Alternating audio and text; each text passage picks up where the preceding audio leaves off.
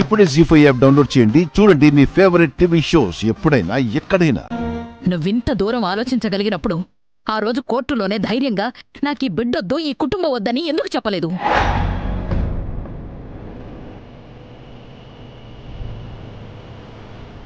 ఎందుకు నీ బతుకు నువ్వు చూసుకోలేదు? ఎందుకు నీ దారిన నువ్వు వెళ్ళిపోలేదు?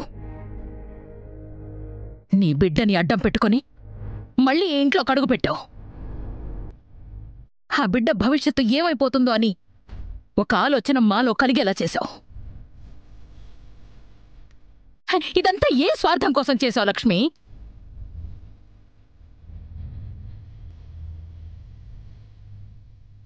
అసలు నీ మీద ఇంత కూడా ఒక మంచి అభిప్రాయం లేకుండా పోయింది. అరవిందా, అయిందేదో అయిపోయింది.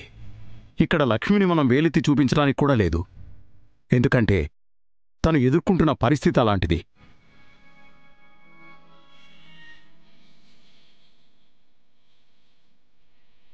తన జీవితం మీదే తనకి నమ్మకం లేని దుస్థితి.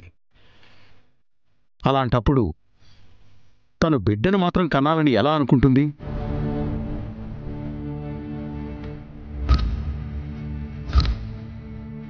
తన బిడ్డకి గొప్ప భవిష్యత్తు ఉంటుందని ఎలా నమ్ముతుంది?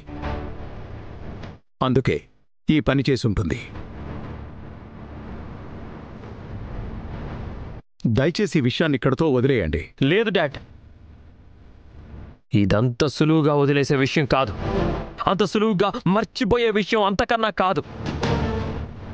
ఈ లక్ష్మి నా నమ్మకంతో ఆడుకుంది.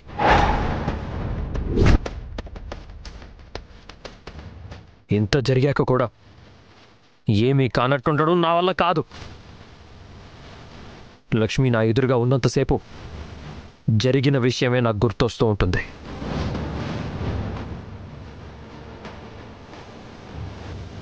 అందుకే ఇకపై నుంచి ఈ లక్ష్మి ఇంట్లో ఉండడానికి వీల్లేదు.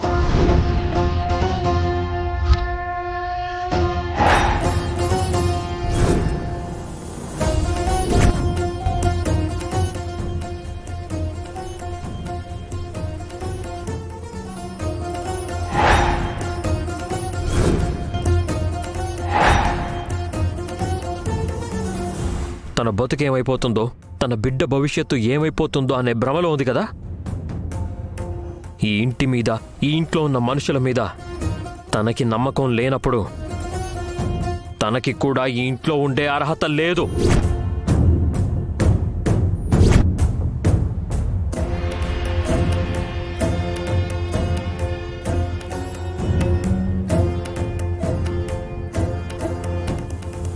తన కడుపులో ఉన్న బిడ్డ వల్లే కదా విడాకులు ఆగిపోయాయి. ఇక ఆ విడాకుల్ని ఎవ్వరూ ఆపలేరు.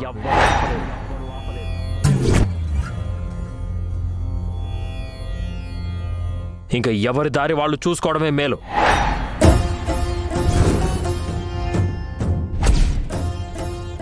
వెంటనే లాయర్ని పిలిపించి ఏర్పాట్లు చూస్తాను.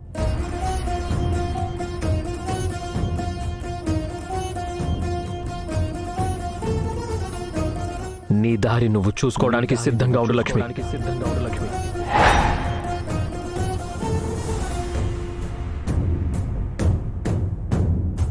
జీ5 యాప్ డౌన్లోడ్ చేసి అన్ని ఎపిసోడ్స్ పూర్తి ఉచితంగా చూడండి.